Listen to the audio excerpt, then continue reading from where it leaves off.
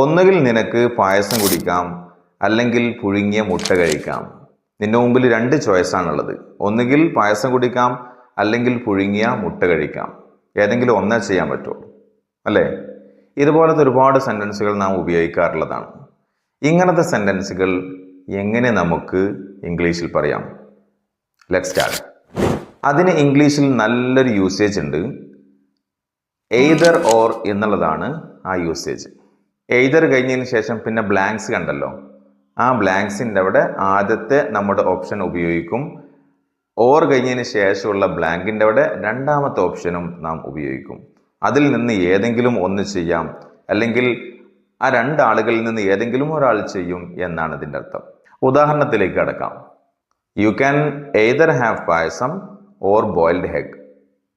നിനക്ക് ഒന്നുകിൽ പായസം കുടിക്കാം, അല്ലെങ്കിൽ പുഴുങ്ങിയ മുട്ട കഴിക്കാം. ഇതാണ് എയ്തർ ഓർ എന്ന സെൻറ്റൻസിൻ്റെ usage. We are running out of time, so either Rahim or Suresh can sing a song. റഹീമിനും സുരേഷിനും കൂടി പാടാനുള്ള ടൈം നമുക്കില്ല. നമുക്ക് വളരെ ഷോർട്ടായിട്ടുള്ള ടൈമാണുള്ളത്. അതുകൊണ്ട് ഒന്നുകിൽ റഹീം അല്ലെങ്കിൽ സുരേഷ് പാട്ട് പാടും എന്നാണ് പറഞ്ഞതിൻ്റെ അർത്ഥം. അപ്പോൾ മുകളിൽ പറഞ്ഞ ഉദാഹരണങ്ങളിൽ നിന്നൊക്കെ നമുക്ക് മനസ്സിലാകുന്നത് എയ്തർ ഓർ എന്ന അടിപൊളി യൂസേജ് ആണ്. അതിൻ്റെ അർത്ഥം ഏതെങ്കിലും ഒന്ന് നമുക്ക് ചെയ്യാം, അല്ലെങ്കിൽ ഏതെങ്കിലും ഒരാൾക്ക് ചെയ്യാം എന്നാണ് അർത്ഥം. ഇനി നാം പഠിക്കുന്നത് നെയ്തർ നോർ എന്ന വാക്കിൻ്റെ അർത്ഥമാണ്. അതിൻ്റെ അർത്ഥം നേരെ മേൽ പറഞ്ഞതിൻ്റെ ഓപ്പോസിറ്റാണ്. None of them. ആരുമില്ല അല്ലെങ്കിൽ ഒന്നും ചെയ്യാൻ പറ്റൂല എന്നുള്ളതാണ്. ഉദാഹരണം പറഞ്ഞു നോക്കാം. Neither the teacher nor the principal came to our class.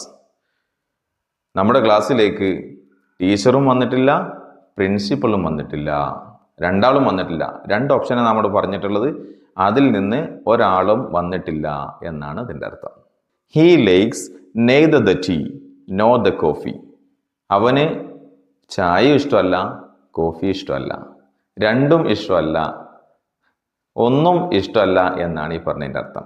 അപ്പോൾ മൊത്തത്തിൽ നെയ്തർ നോർ എന്ന് പറഞ്ഞതിൻ്റെ അർത്ഥം മൊത്തത്തിൽ ഇങ്ങനെ മനസ്സിലാക്കിയാൽ മതി.